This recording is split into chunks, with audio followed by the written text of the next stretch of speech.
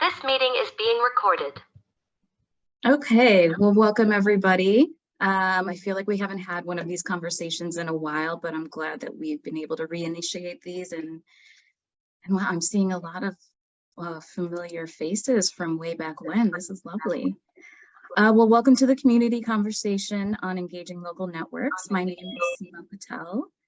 I am a senior advisor at Collective Mind. I am not going to present any slides, but I am going to share slides in the chat that are editable.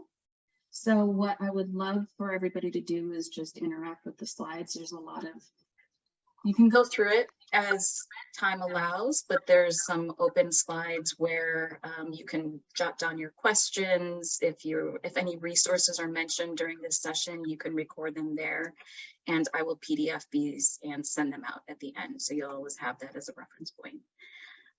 So with that, we're just going to start off on slide 1 with a little bit about Collective Mind for those who haven't joined one of our sessions before.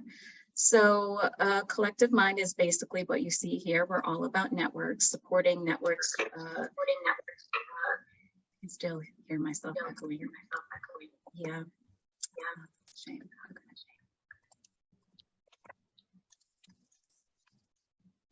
So apologies if that's distracting. I'm just going to keep trying different. Okay. Oh, success. Okay, let's keep rolling. So Collective Mind is all about networks. As I mentioned, we have a number of different ways that we engage with network practitioners and managers, and that's primarily through our learning community activities, which are events like this, and a number of other ones that I'll mention at the end of this call. And then through our advisory services, where we work directly with networks on a variety of activities, on their governance, on their strategies, on capacity building and technical assistance, a whole number of things. So I'm seeing a couple of other people join, so I'm chatting the link to the slides here. What I would love for folks to do, sort of as I continue talking about the session format, is to use slides 4 through 8 to go ahead and check in. Let us know who you are, what your network is, where you're coming from, and how you're feeling today. And you can spread them out. All slides 4 to 8 are all editable, so we should be able to have plenty of space.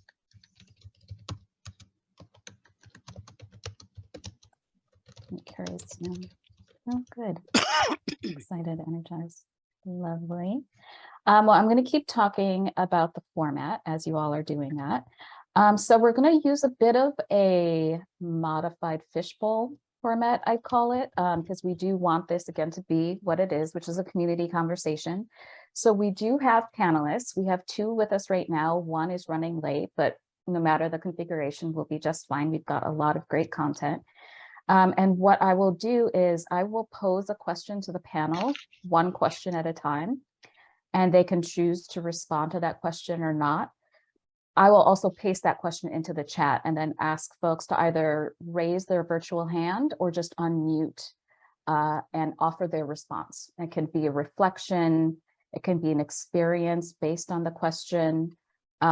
We will have time for Q&A at the end, so maybe hold questions off until then. But the idea will just be to break up the panel a little bit with you sharing some of your own experiences based on engaging local networks. And all of the questions today are based off of your registration responses. So the idea is that we're able to answer exactly what you sort of wanted to get out of this session. So very much looking forward to what you all have to share and reflect on. Okay, well, let's check in on how everybody's doing. Happy and hopeful, I love that. Curious, ready to learn more.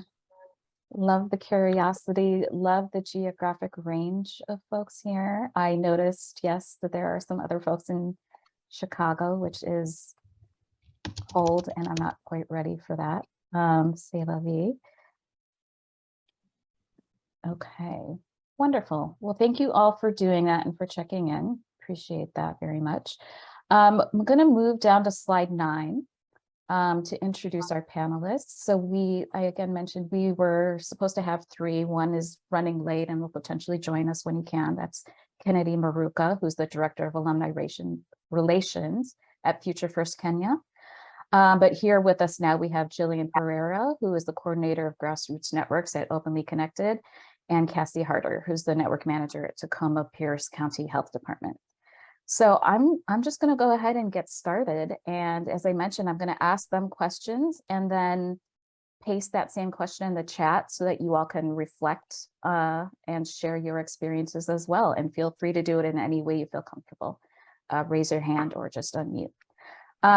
So Cassie and Gillian, and introduce yourselves whenever you answer the question. But why local networks? Why does your particular network use a localized approach, and what are its unique advantages in your specific context? So we'd love for you to share your experiences on that question. An incredible amount of diversity when it comes to need and resourcing, political will, sheer number of people. So I think when it comes to networking and organizing, I think it's important to know your area, to have a rooting in that community. And I think it can be, not that it's impossible by any means, but it's just a little more difficult to do that on a state or national level in some cases. But I think one of the advantages of this kind of local approach is that the work that comes out of the network, in some cases, I think feels tangible to the people who are involved and affected by it. So they'll kind of be able to see if we organize around this thing, this project, this group of people, we'll actually be able to see those results and understand if it's truly made a difference or not. So I think that notion gets folks to engage and kind of commit themselves to our network, and the outcomes hopefully to come. So.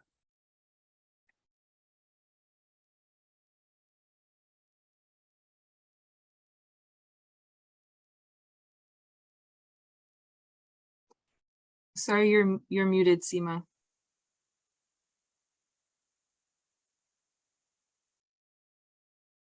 Can you hear me now? I apologize for that. That was a bit frustrating, but I'm back now. Hopefully the audio is good. I missed both of what you were saying, but it sounds like you both carried on just fine. I'm imagining you were answering the first question still. So maybe we can pause here and ask if any of the participants in the group have anything that they want to share on that first question. I do, actually.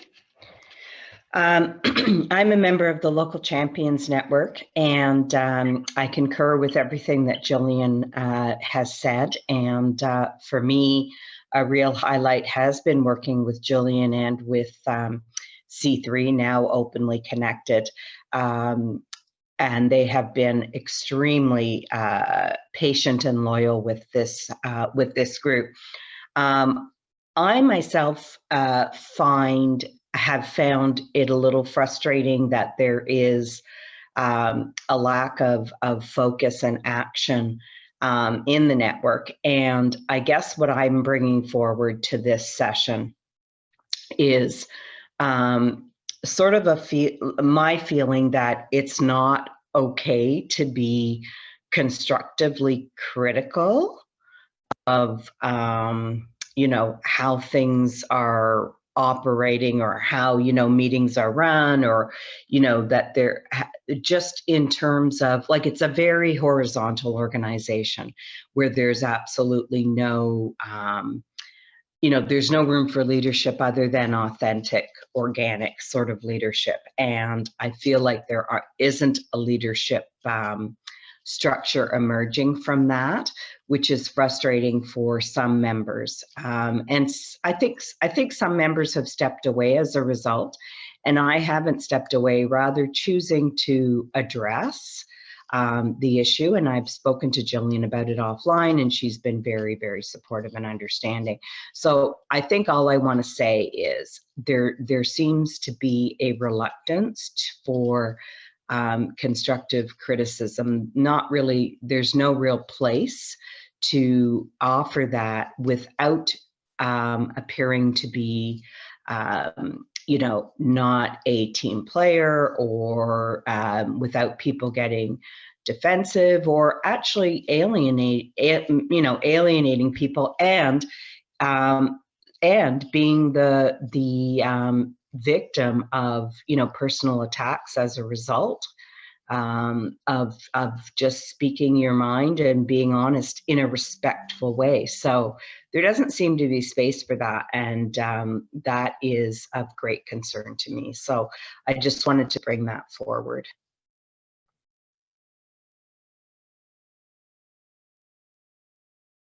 Thank you for sharing that. That sounds like a very intense experience. I mean, maybe before we move on to the next question, is there any either reflection or response to that? Just because it does seem like a very important issue to raise.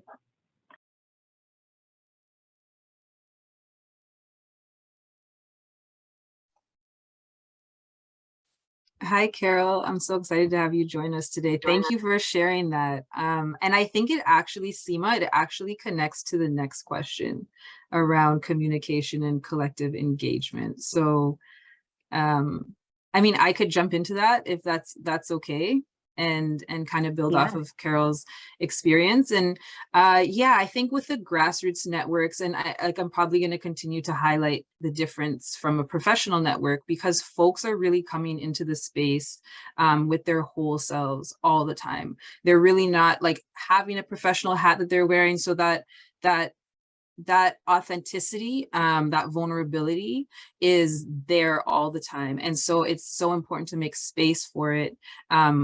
And it kind of affects two things in terms of collective engagement and communication. So on one hand, it's, you know, making space for what folks are going through, even when they come off of a meeting or a call, or the urgency that they may be facing in their neighborhood that they're having to step up and address. Especially we saw this during the pandemic, the earlier days. But it's also meaning like we're pulling back the curtain at all times. Like, let's be honest about stumbling blocks people are facing, the impact we want to have, but barriers that you may face.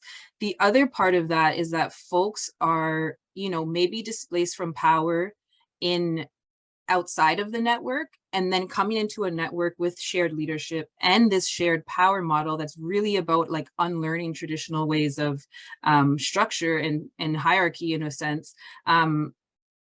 It builds upon some of the scarcity folks may be facing, or even disparities that impact their ability to kind of contribute in a sense, and how to honor the time, how to honor the energy in resources that can support them. So whether individually or in their neighborhood work.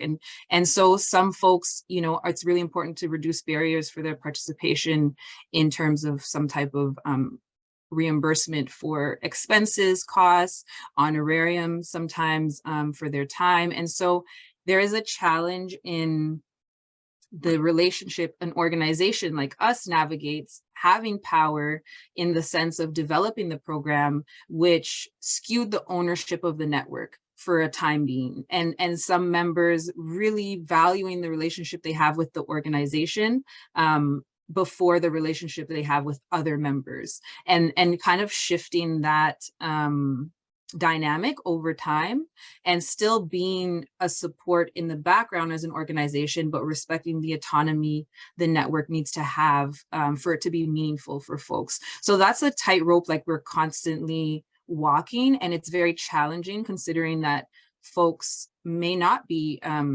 have income security, but do really want to play a role in this network and want to contribute to its impact. So I don't know if that's kind of getting to Carol's comment as well as the question, but maybe folks could tease out things after Cassie shares as well.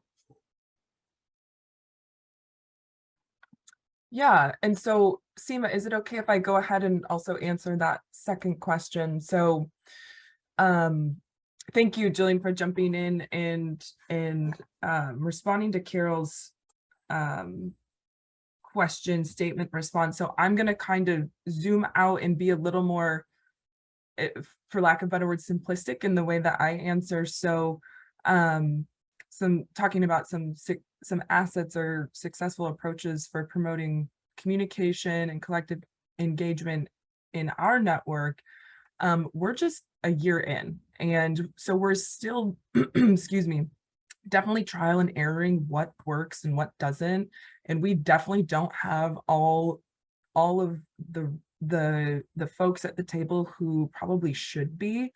So I just want you to keep that in mind as I give my answer too. So so a little bit of what we do, like I said, this might sound a little more simplistic, but first we meet and communicate consistently. So we have kind of like this set schedule of meetings that everyone is aware of, like the first Monday of every month, this group meets and this team meets, the second Tuesday this month, this other team meets. And I think consistency in communication and preparing for collaboration is key for some folks. That isn't to say you should have like meetings just for the heck of it. No one hates a pointless meeting more than I do. So if there isn't work there, you know, change that cadence. But along that same point in these meetings or these spaces where we meet, having engaging agendas to those meetings, because I think, and I know I spoke earlier, we're in a very specific geographic location, but we're still very much in the Zoom space, right? Like just like we are all together right now. And you know, we've had one in-person meeting and it was great, but just the world looks different now and priorities have shifted and work days have shifted. So we, in order to kind of keep folks engaged on these web-based platforms and not kind of try and zone out, we try to include in each session like an icebreaker, but also in our larger sessions like a thoughtful and provoking question that applies to the work and our work specifically in each session, and do those breakouts kind of as needed. We want to ensure that everyone's voice in the room is heard at least once per gathering, especially those that it's just not natural, excuse me, for them to speak up in those spaces.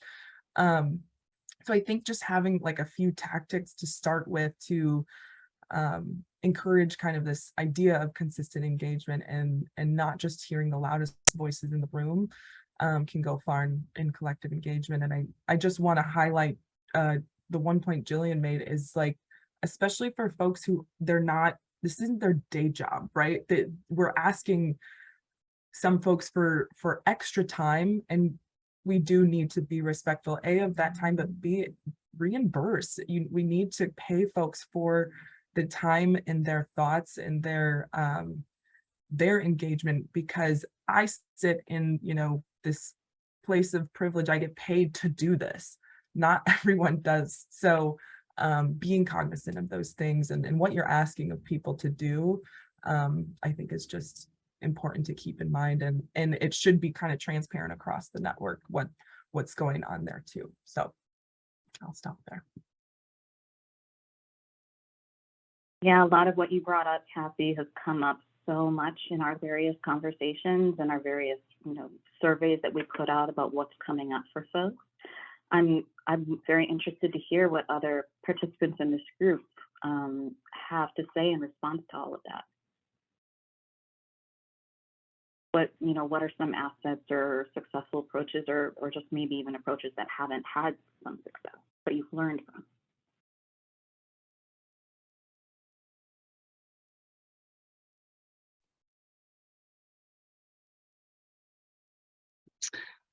Hi, everybody. I'm Lee Kay. I'm in Cleveland, Ohio. And I have been part of a couple of what we are calling grassroots networks here. Right now, my company, K Coaching, is working with a network that's in a neighborhood inside of a rather affluent suburb of Cleveland called Shaker Heights. But the neighborhood is the neighborhood that is mostly African American, has the lowest income, the lowest housing values. We've got a lot of elders and limited income folks and a lot of rental. And we've been there, I want to say, for 7 years. And we continue to bump up against the resources that residents have, what we call the stewards have, to give to the network and to stay engaged, because they do have jobs, or they're caring for aging parents, or they have, and some have kids in school. So asking them to give a lot of time and attention to the network is difficult. You all help me understand that what I do, what my company does, is we kind of sit in the structured leadership position, and we make sure that the residents are the center. We hold spaces for them to discuss and deliberate. We support them in learning practices and tools for communicating and gathering and then taking action. What is special is we are not the city, and we are not a nonprofit that has a grant based upon the outcomes of what the network does. So it puts us in a different position, and it's really interesting I've been dying for this conversation. So I'm really looking forward to hearing more, and I'm also getting clarity around how the way we are working is different. So I'm really grateful for this. And I'm also taking notes so that I can reflect. So thank you so much for what you, Gillian, and Cassie have shared so far. It's been really helpful already. Thank you for sharing, Lee. That was phenomenal. I'm also welcoming Ken Miruka, who's able to join us now. Ken, I don't want to put you too much on the spot, but if you'd like to weigh in on anything, given that you just jumped in, so the context might be loose there, but do you want to maybe perhaps introduce yourself and share any initial thoughts? Well, thank you, Seema, and apologies for joining in late. An emergency came up that was unexpected. Yeah, so I think it's good to be in this space, and I suppose the question is around engagement and communication. And so just because I didn't get the context clearly, I'd request to just listen in briefly, and then I could maybe weigh in on the next. Thank you. Yeah, absolutely, absolutely. Well, yeah, let's move on then. I think there's definitely some room at the end to revisit some of those questions, but the next thought and question that I wanted to ask about was, how do you navigate challenges around either power dynamics, accountability, or resources? And I brought those three into this conversation because that's what really came up, and that was a theme in the registration responses for this session today. So open to Cassie, Gillian, and Ken to talk through your experiences on that question, and I'll also paste that into the chat.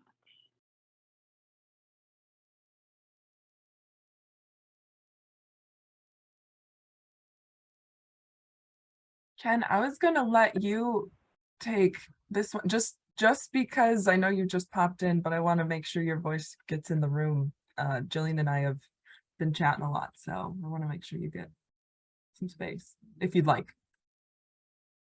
Yeah, so challenges around accountability, power dynamics, resources, usually navigate around trust in the community.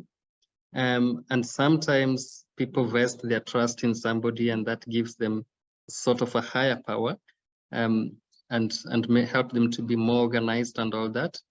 And sometimes questions on accountability arise not because the participants are not accountable, but there's little trust either in the people or in the systems. So one way that I think we could work around addressing the issues of power, accountability, and resources is just how much trust can we build around the relationships in the local community with the people that they elect to manage some of their resources or to coordinate them And that trust is really very important as something that if it is raised high and given prominence as a value, it does help to make people feel like I am entrusting these people with additional responsibility, not because they're more powerful than myself, but because, you know, I trust they're able to do this.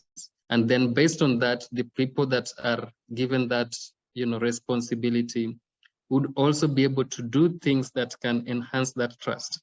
And one of the things that can enhance the trust is open communication. Sometimes we have challenges where a committee or a board says, let's discuss this, and then let's get back to our members with an answer. And sometimes what that does is that it excludes the rest of the people from the conversation. And there's a way that you could change it and say, this is the issue we have. Can we get the answers from the community? And then just tell them that, you know, these are the kind of answers we got. So it's not more of answers coming from the leadership, but answers coming from the membership, and then the leadership just bringing those to the fore and saying, this is the challenge we got into, and this is what you are saying is the way to solve it. So it does help in terms of, you know, communicating, authentic communication and clarity, whatever is going to enhance that trust, and whatever is going to make sure that trust is not eroded, would be able to actually, you know, help address some of these issues.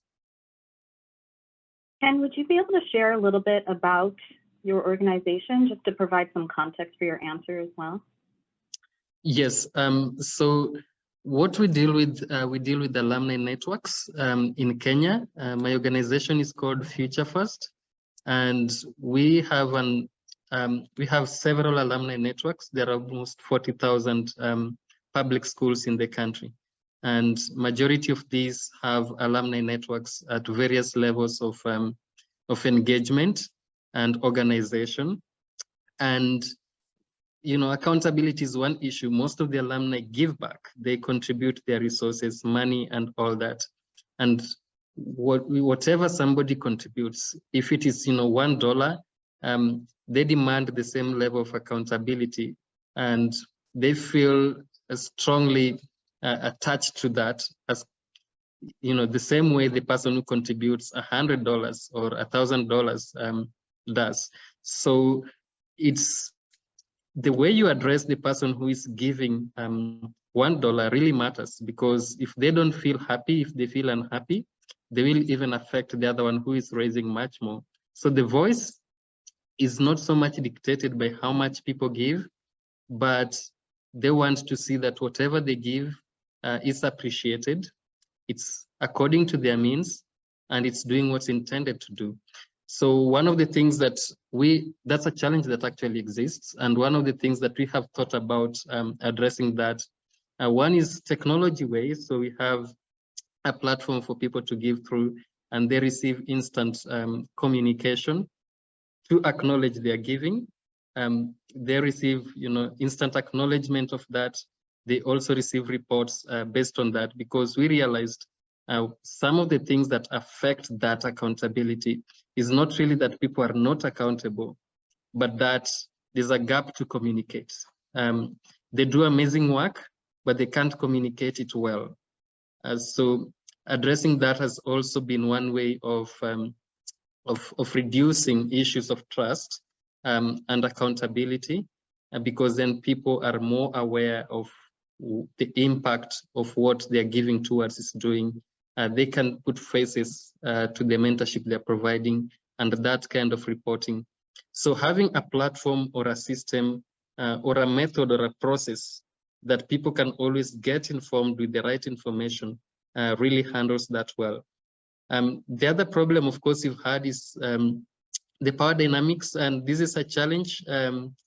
We haven't quite figured out how to solve that, again, because humans are really different. Some will get power and want to stick there, and then others will want to get the same power, and then the struggles are there. So what we try to do, we still working our way around it, is through the umbrella body. So all these networks, we have an umbrella association, which then can come in as an arbitrator, and then also to get certain people as partnership brokers or workers who are going to help to resolve some of the conflicts that do arise because of competition for the few leadership slots. It's mostly around leadership. And the interesting thing is that the leadership in these associations is voluntary, but very competitive. People compete to volunteer. And that's quite interesting, because you may ask yourself, why would I invest so much or compete to have an opportunity to volunteer? So we also try and create more opportunities and avenues for people to participate beyond the traditional leadership or committees. So expanding that space is something you'll see in working, but it's still an experiment we are doing. We don't know whether it will be the ultimate solution, but at least we've seen that working. Thank you. Thank you, Ken. Thank you so much. I'll open up for Cassie or Gillian.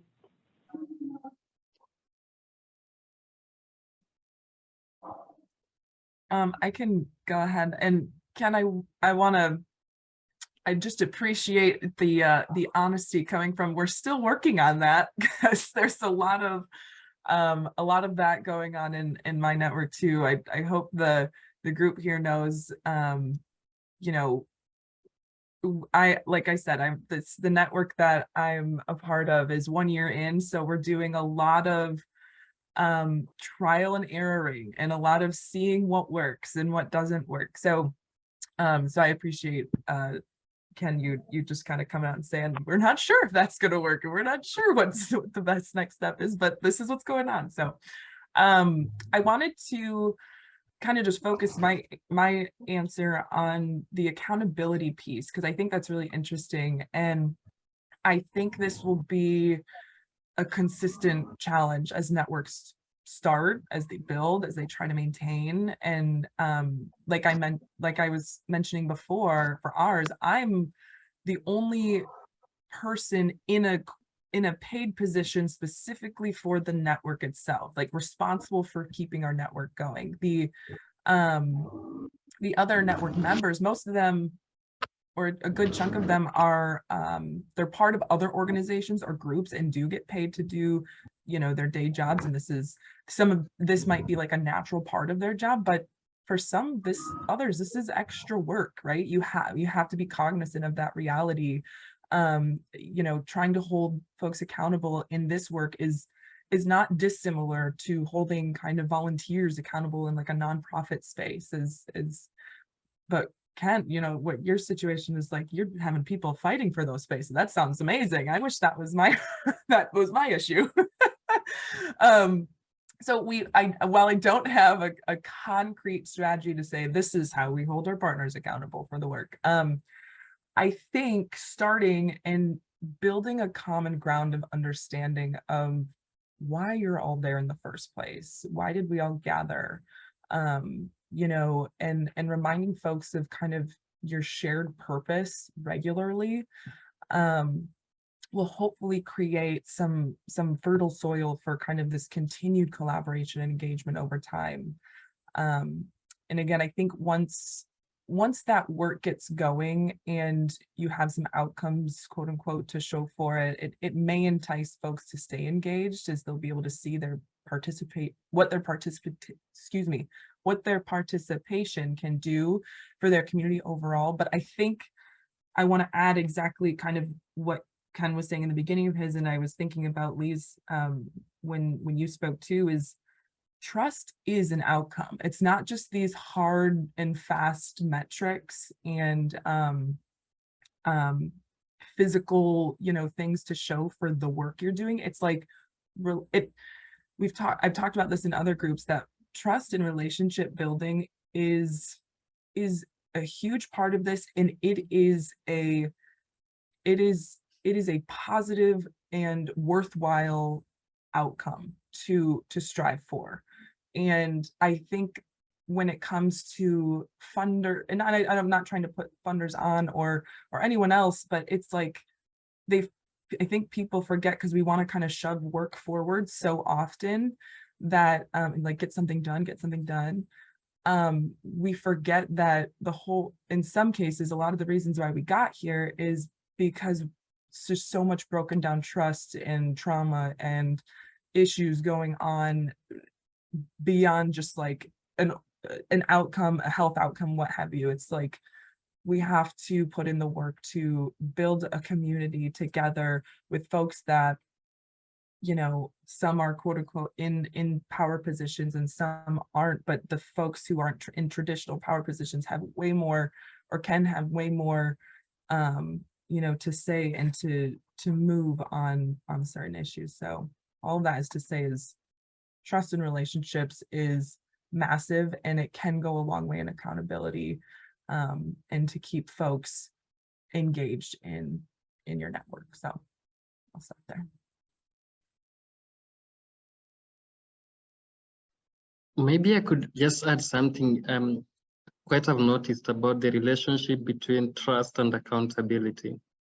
For some of the networks I've seen with higher levels of trust, they have lower levels of accountability. And oftentimes, you know, people are not held accountable because they're trusted to do what they need to do. And if the trust remains unchecked, then the accountability suffers hard, and it degrades the entire trust system as well. But when accountability is given prominence, it sort of builds the trust, and trust becomes, you know, a good outcome out of it. So it's kind of a relationship that I've seen, and probably finding the balance of just how much trust do you give for people you have entrusted to be able to effectively do what they need to do, versus how much accountability do you demand from them, and how much do they demand from you. Most cases we see, especially with the communities we work with, is they don't keep the leaders accountable. Some don't even trust the leaders, and the system just fails, you know. So the expectations go very low, because then, you know, you have the position, you can do what you want with the power that you have, and nobody's bold enough or courageous enough to tell you that, you know, this is the wrong direction, or to raise their voice about it. Some people are courageous, but they don't feel it's worth the effort. And that's sort of a sorry state of affairs. So I think it's really important, you know, in whatever I do, to, if it is not innately built in the network itself, to try and find ways to encourage people to ask questions, you know, to the people they elect or they trust. Because more often than not, when you trust somebody, you have less questions to ask them. But if you ask people, if you trust people and still maintain it is okay to ask them questions because you trust them, that I think can strengthen. So it's just that relationship that I've observed, and I think might be good to think about as well.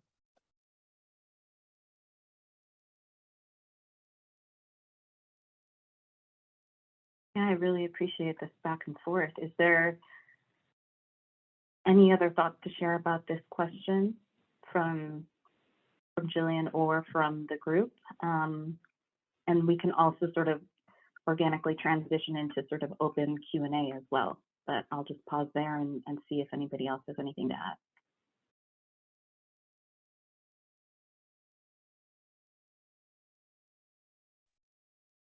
I don't want to take up too much space because I want there to be time for Q&A, but yeah, I want to share that trust has been a big thing for the Local Champions Network as well. And it's trust amongst members, but also trust with systems players like ourselves that are an organization. And so there are members that may have come into it with trust for the system and others that don't have trust for the system, and how to make space for all of those perspectives on that spectrum.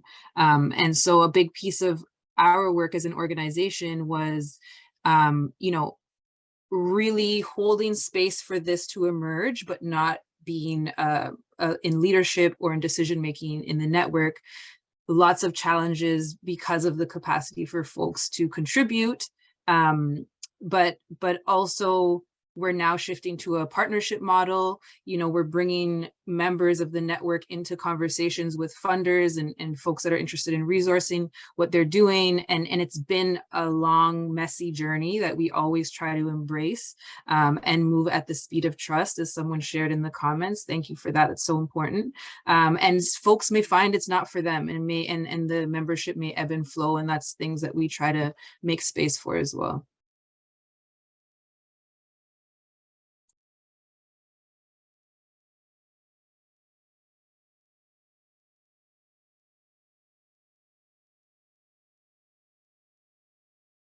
Yeah, there's a lot that's resonating in the chat. I'm really glad that folks are sharing and tacking on some of their thoughts on this.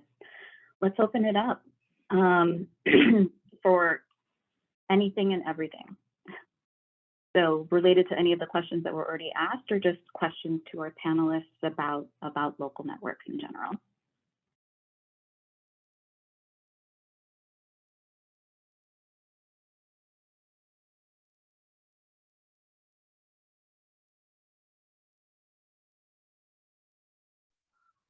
Hello.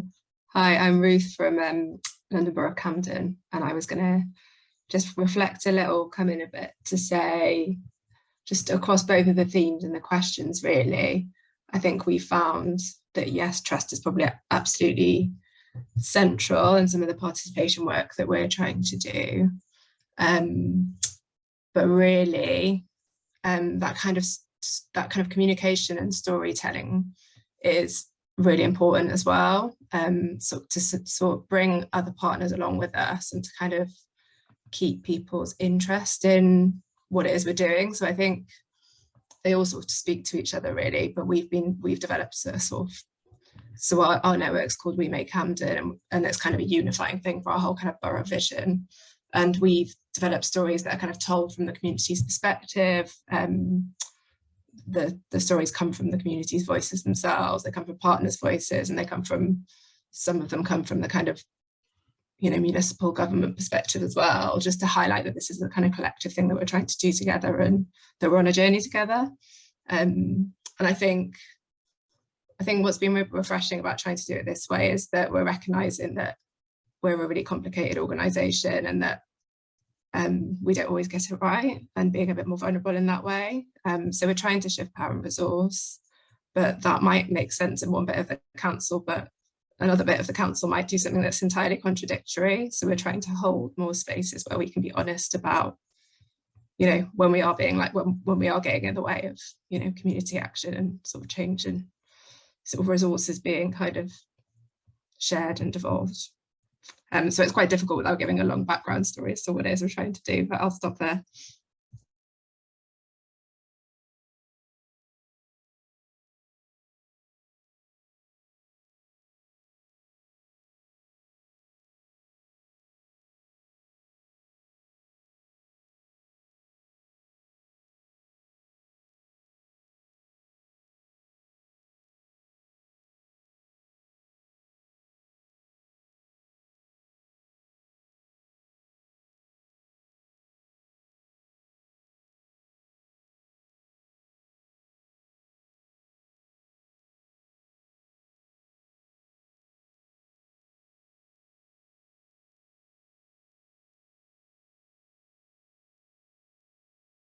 So what else? Anything else that has come up for folks, either as a reflection based on what was said today?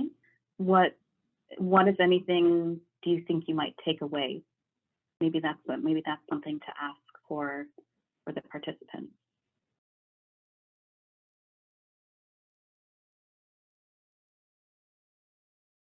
There are some questions on chat. I think this one from Donita. She says she's curious to know how to deal with the trust and accountability in the face of conflict of interest in a network. So where you have people in the network. I don't know if any of you has ever experienced that. But how do you deal with trust and accountability where, you know, there's a conflict of interest, and so it's quite an environment where trust and accountability is really almost non-existent, or if it is, yeah. So it still comes to, you know, the bit of honesty and the bit of courage. So some of these things, like, you know, trust is the connector between, you know, individuals and even communities and networks. So if you're forming a group, a network, even if you're having a friend, it always comes back to trust. So when that strong link of trust is weakened, the relationship itself gets weakened. And so where this conflict of interest and you know, accountability is lacking, how do you deal with that? It's kind of an interesting situation. What would you do if you are running that network, or if you are, you know, part of that network? Do you let the network disintegrate because of that issue? What can you possibly do? Maybe if somebody has an idea in the... Yeah, sorry, Kenneth, if you allow me, let me just give a bit of context to my question. Especially, I think, in well-established networks, and I know this is probably the difference maybe between nascent and more established network, I would say, where you find, for example, the people who are meant to hold the network accountable, the secretariat accountable, are compromised because of, I would say, because of the value they're getting from the network, whether it's, for example, say project funds, or, you know, the value proposition that comes with that. So how does, for example, say the governance you know, structures hold the secretariat accountable when they are, of course, benefiting from the system, right, in an established network? You know, yeah, I mean, it just sounds like it's a very loaded question, something I've been trying to figure out, you know, especially in again, in a well-established network. I don't know if there's a response to that, or any thoughts or ideas around my question. Yeah. So this is just a thought. One of the things that, well, 3 words come to mind: transparency, vulnerability, and truth-telling. Particularly with, and I'm going to say this, that's another one of those places where the work that I'm doing in this, being paid by the city and working in a neighborhood with residents, that's something I'm bumping up against. And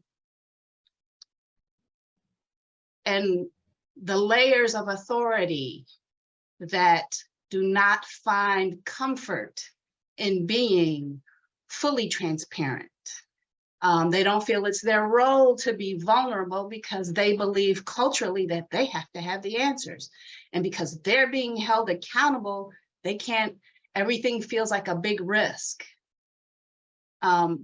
However, my experience has been in a grassroots network, when you come with vulnerability, transparency, humility, and the truth, you find a sense of support where you can actually work through those conflicts of interest.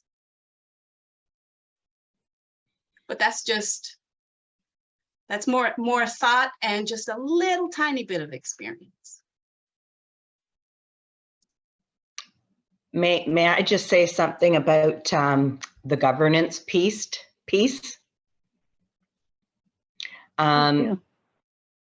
Thank you. So governance is challenging, and there's a lot of sort of practical areas in which the challenges come through, such as, you know, decision making by consensus, and the priority for everyone's voice being heard. And I feel that, you can get bogged down with those mechanisms. There needs to be, or it would be helpful to have limits on that. And in a way, there has to be some limit to debate and consensus building and everyone's voice, everyone having a voice and all of those things. But also when it comes to governance, there's with grassroots, in a grassroots setting, there's really no enforcement mechanisms for any of this. And so there's, things can become chaotic pretty easily. And I guess that maybe some of it is a tolerance for chaos, which, some people have and others maybe do not. Thanks. Thank you for that, Carol.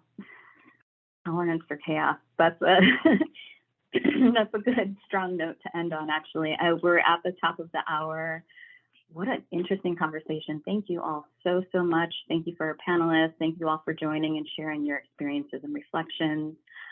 I will be writing a very brief blog to summarize all of this, and I'm also going to share the link to the PowerPoint once more, so that you can see the last 2 slides, which is a link to some upcoming Collective Mind events, free sessions, and then also a survey about today's session. But thank you all so much again. I so appreciate it. Apologies for the technical difficulties, but we worked through it, and just so happy to have you all share your experiences today. So thank you so much, and enjoy the rest of your Wednesday.